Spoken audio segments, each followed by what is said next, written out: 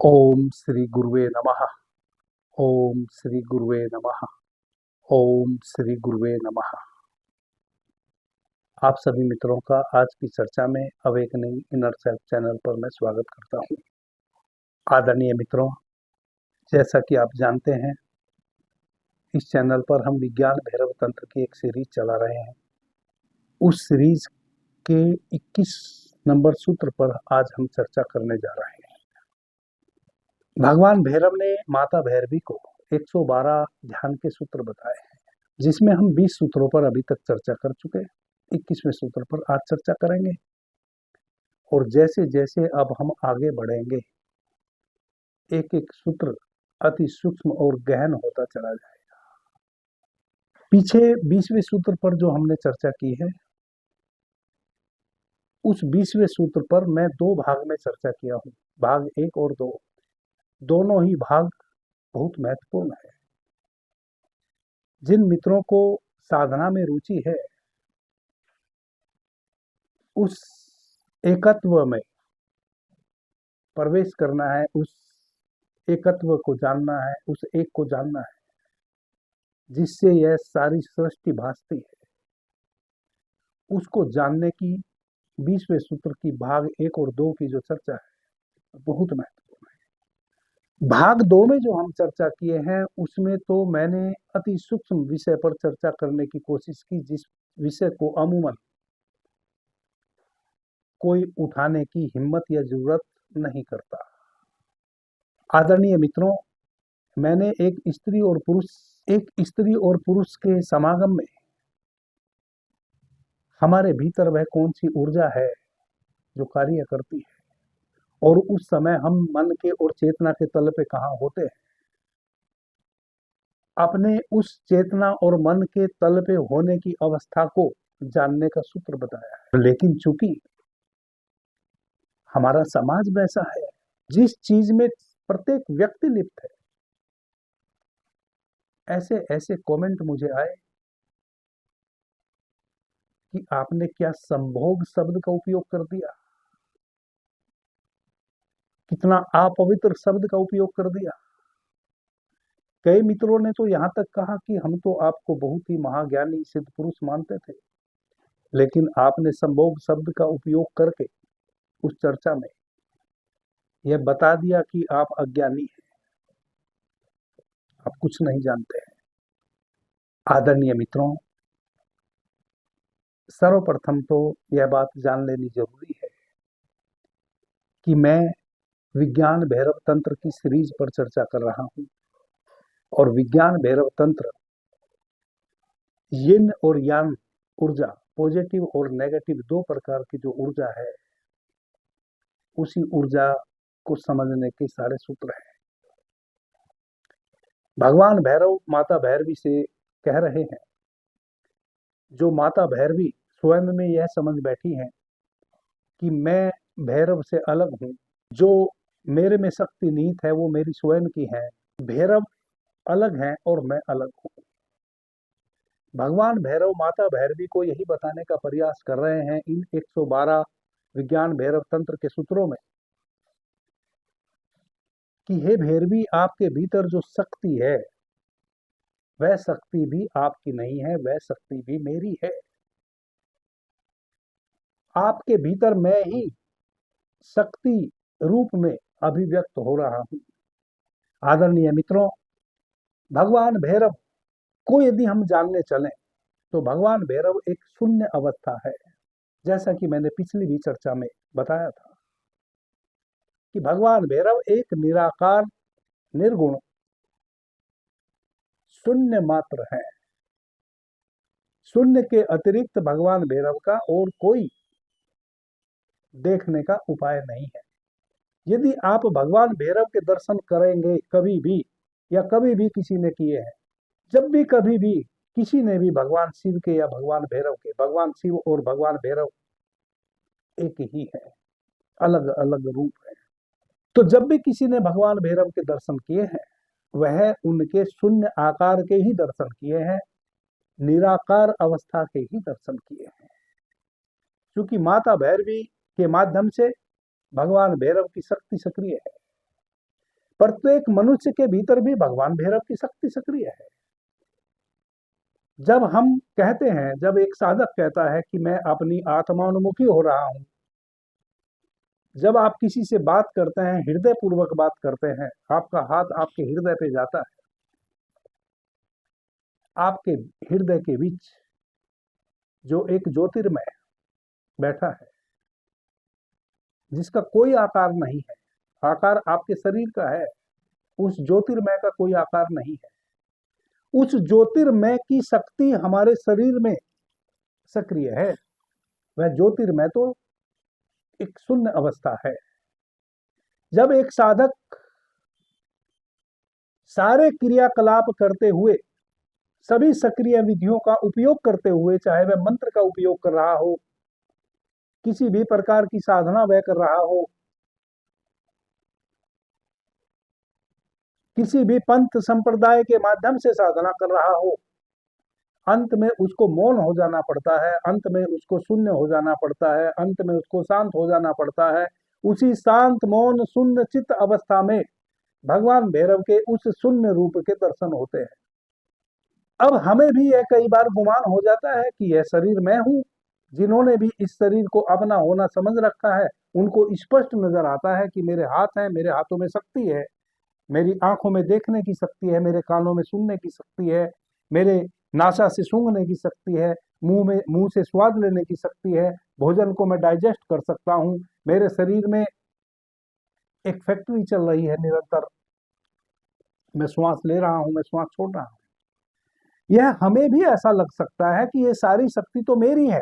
वैसे ही माता भैरवी को लग गया कि जो मेरी शक्तियां हैं वह मेरी हैं, इनका भैरव से कोई लेना देना नहीं है।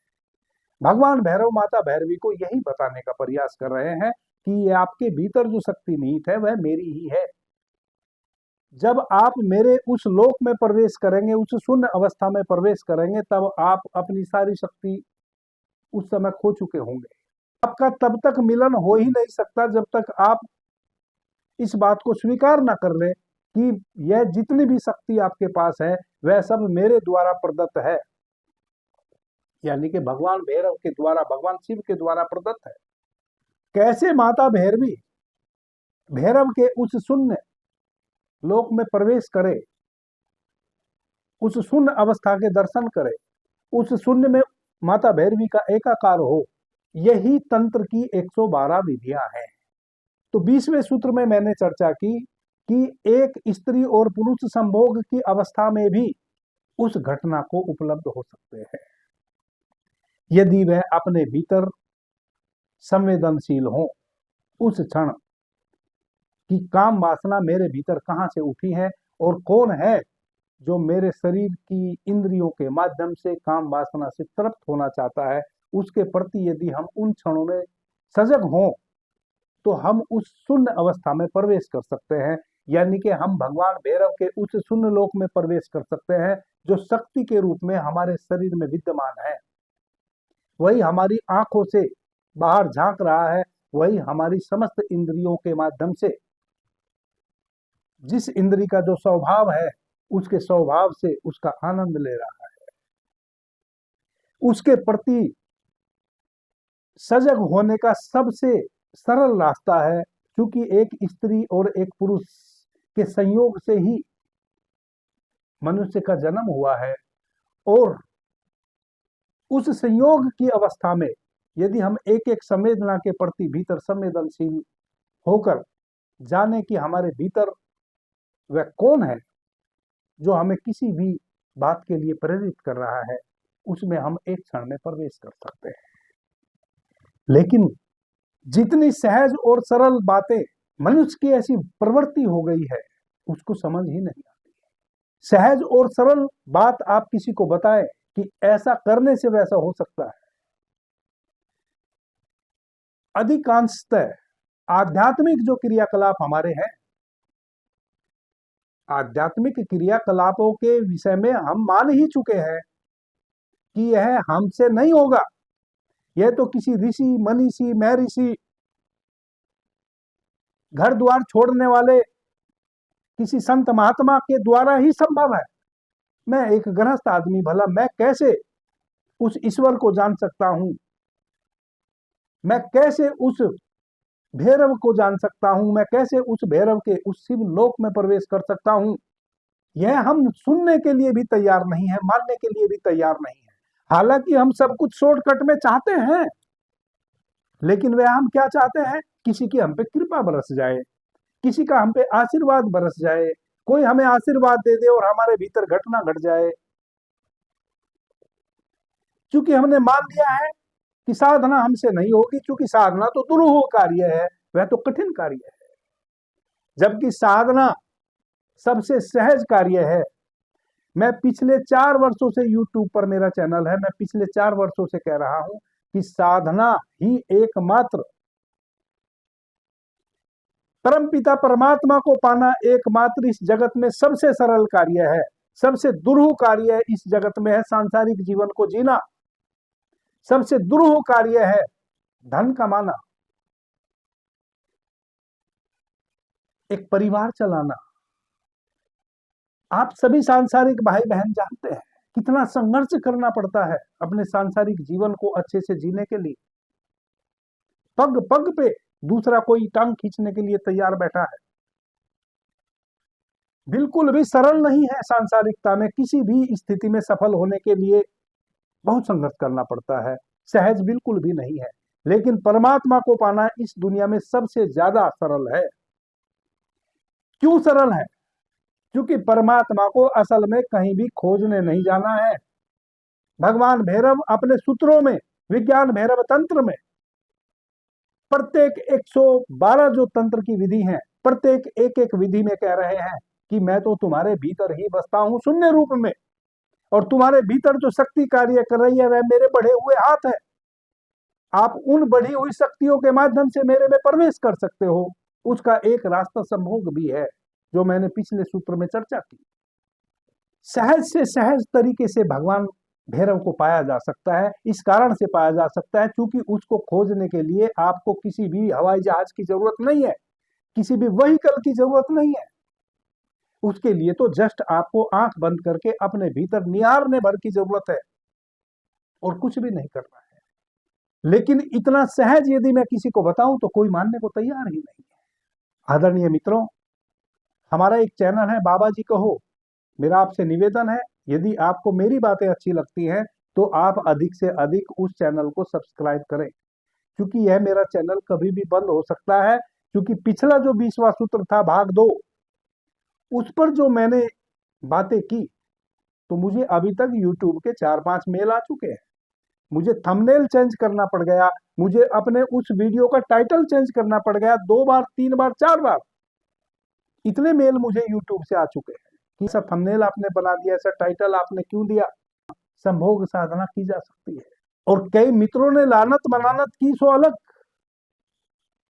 आप उस चर्चा को सुने, धैर्य से सुने। मैं सभी बहनों को, सभी भाइयों से निवेदन करता हूं, उसमें कुछ भी जरा भी गलत नहीं है यदि आप उसको पूरा सुनेंगे। यदि आप केवल शब्दों को सुन के भाग खड़े होंगे तब फिर आपको उसमें गलत के सिवा और कुछ भी नहीं लगेगा। यदि सच में आप धैर्यवान हैं, एक 31 मिनट का वह वीडियो है, उसको पूरा सुने, वह आपके जीवन में आमूलचूल परिवर्तन ला सकता है। मुझे उसका थंबनेल चेंज करना पड़ गया। अब यह मेरा चैनल कभी भी बंद हो सकता है। इससे पहले भी मेरे कई चैनल बंद हो चुके। बाबा की दृष्टि नाम से एक मैंने चैनल बनाया था, आप बहुत सारे मित्रों ने उसको, उस चैनल पे मुझे सुना होगा। वह बंद कर दिया यूट्यूब ने, क्योंकि मैं तो सच कहने के लिए ही बैठा हूं, सच कहूंगा। मैं भ्रमित नहीं कर सकता, भ्रम पैदा नहीं कर सकता। जो सच है वह मैं कह रहा हूं, और बहुत से मित्रों को वह सच सुनना अच्छा लग रहा है, सुखद लग रहा है। मुझे 4-6 लोगों के ही गलत कमेंट आए होंगे पूरे वीडियो में, बाकी सबको अच्छा लगा। कुछ मित्रों ने कमेंट नहीं किए, जो प्रतिदिन मेरे वीडियो पर कमेंट करते थे हमेशा, उनके कमेंट नहीं आए। शायद उनको शर्म लग गई। सच्चाइयों से भागने की आदत जो पड़ गई है, कब तक भागेंगे? छोटा सा एक जीवन मिला है, इस जीवन में क्या क्या छिपाओगे, छिपाने में ही जीवन बीत जाएगा। 60-70 वर्ष की जिंदगी है, 70 वर्ष की जीवन यदि है तो 8 घंटे तो सोएंगे ना 24 घंटे में। तो 1/3 जीवन आपका लगभग 22.5 वर्ष सोने में बीत गए, और बाकी जीवन रोजी रोटी कमाने में संघर्ष में बीत गया। थोड़ा सा समय बचता है स्वयं के स्वाध्याय के लिए। इस कारण से तो मुझे परमात्मा पैदा नहीं कर सकता कि मैं इस पृथ्वी पे आया, बस एक बड़ा घर बनाने का मैंने स्वप्न देखा, संघर्ष में लग गया, 4 बच्चे पैदा किए, उनकी पढ़ाई में लग गया, फिर उनके विवाह में लग गया। खाली इतने भर के लिए तो परमात्मा पैदा नहीं कर सकता, कम से कम मनुष्य को। इसके अतिरिक्त भी कुछ करने को परमात्मा ने हमें इस पृथ्वी पर उतारा होगा। इतना भर कार्य तो हमारा नहीं हो सकता, और यह मोटिव तो परमात्मा का नहीं हो सकता कि केवल हम आए इस पृथ्वी पर और रोजी रोटी के लिए संघर्ष करते हुए और 4-6 बच्चे पैदा करके उनको पालते हुए और इस पृथ्वी से विदा ले लें। इतना भर तो जीवन नहीं होना चाहिए। कुछ तो रहस्य होगा। परमात्मा ने अगर मनुष्य रूप में हमें इस पृथ्वी पर उतारा है, उसके लिए हमारे पास जानने को बहुत कम समय है, और उसमें भी यदि हमें बहुत लंबे साधना के आयामों से गुजरना पड़े तब हम स्वयं को जाने। आप जान सकते हैं, अभी बुद्ध पूर्णिमा बीती है पीछे। आदरणीय मित्रों, पृथ्वी पर जितने उपाय भगवान को जानने के लिए, परमात्मा को जानने के लिए, उस परमपिता परमेश्वर को जानने के लिए जितने उपाय एक मनुष्य के द्वारा किए जा सकते हैं, भगवान बुद्ध ने किसी भी एक उपाय को नहीं छोड़ा। सारे उपाय भगवान बुद्ध ने किए। कैसे? उस परमात्मा को जाने। कोई भी यत्न काम नहीं आया, जितनी भी विद्या थी सब बेकार गई। जब भगवान बुद्ध को ईश्वर की प्राप्ति हुई, जब सिद्धार्थ गौतम भगवान बुद्ध बने, एक क्षण में बने, और कैसे बने? जब उन्होंने सब कुछ करना छोड़ दिया, जितने भी कर्म थे जब सब कर्म छोड़ दिए, यानी कि ध्यान समाधि की साधना की जितने भी विधियां थी, मैं उनकी बात कर रहा हूं, वह सभी कर्म वह छोड़ दिए। सारी विधियां को छोड़ दिए, निर्विधि हो गए, कोई विधि ना बची। शांत चित्त बोध गया में एक पीपल वृक्ष के नीचे बैठ गए। कई दिनों के भूखे थे। एक महिला पूर्णिमा की रात्रि खीर चढ़ाने पीपल वृक्ष को आई, खीर चढ़ा के चली गई। भगवान बुद्ध उठे, उस खीर को खा गए। कई दिनों से उपवास की साधना कर रहे थे, उपवासे थे। जैसे ही वह खीर खाए, चंद्रमा की शीतलता भरी चांदनी और शीतल खीर, भीतर चांद खिल गया, भीतर पूर्णिमा हो गई। खीर खाए, उसी वृक्ष के नीचे कई दिनों में भोजन प्राप्त हुआ था। समस्त इंद्रियां उस भोजन को डाइजेस्ट करने में जुट गई। शरीर की इंद्रियां तो भोजन को डाइजेस्ट करने में जुट गई, और भगवान बुद्ध पीछे एकमात्र रह गए साक्षी उस खीर के। और उस खीर को जो डाइजेस्ट करने के लिए सारी ऊर्जा दौड़ पड़ी थी शरीर की, उस ऊर्जा के समझ में वहीं बैठे बैठे एक क्षण में आ गया कि यह शरीर मैं नहीं हूं, मैं तो इस शरीर के भीतर जो भी घट रहा है उसका साक्षी हूं, उसका दृष्टा हूं। उसी साक्षी और दृष्टा की बात भगवान भैरव कर रहे हैं। आप किसी भी कर्त को करने के क्रम में जब भीतर साक्षी भाव से उस कर्त के प्रति सचेष्ट होके उस कर्त को करते हैं, आप एक क्षण में प्रवेश कर सकते हैं उस भगवान भैरव के शिवलोक में। क्योंकि वह है शून्य, उसका नहीं है कोई आकार, वह है निराकार। हालांकि सभी साकार चीजों में उसी की शक्ति कार्य कर रही है। यदि साकार भगवान कहीं नजर आते हैं, उस साकार भगवान में भी उस एक निराकार चेतन तत्व की शक्ति कार्य कर रही है। इसलिए हमारे यहां तो बहुत प्राचीन समय से एक सुविधा है कि हम भगवान का मंदिर बनाते हैं साकार साकार रूप में, और उस मंदिर की मूर्ति के सामने बैठते हैं और भगवान से शिकायत करते हैं, भगवान से की आराधना करते हैं, भगवान की स्तुति करते हैं, भोग लगाते हैं भगवान को, भाव विभल होते हैं, भगवान की मूर्ति के सामने नाचते हैं, गाते हैं।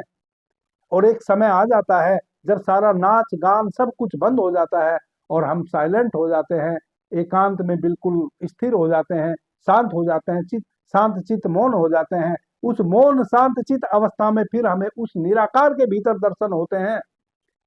भगवान बुद्ध ने उस एक निराकार चेतन को अपने भीतर उसी क्षण जान लिया। समझ में आ गया कि शरीर मैं नहीं हूं, मैं शरीर से अलग, बोध हो गया। और जैसे ही वह बोध हुआ, फिर निकल पड़े सारी दुनिया को भगवान बुद्ध समझाने कि शांत चित्त अपनी केवल श्वासों को आते जाते देखो, और दो श्वासों के बीच में जो एक क्षण है बहुत छोटा सा, जहां सब कुछ ठहर जाता है, जहां सब कुछ शून्य है, उस शून्य अवस्था में प्रवेश कर जाओ और आप उस एक चेतन तत्व को पालेंगे। जो भगवान भैरव 21वें सूत्र में कह रहे हैं, असल में उसका सार सूत्र मैं आपको कह चुका।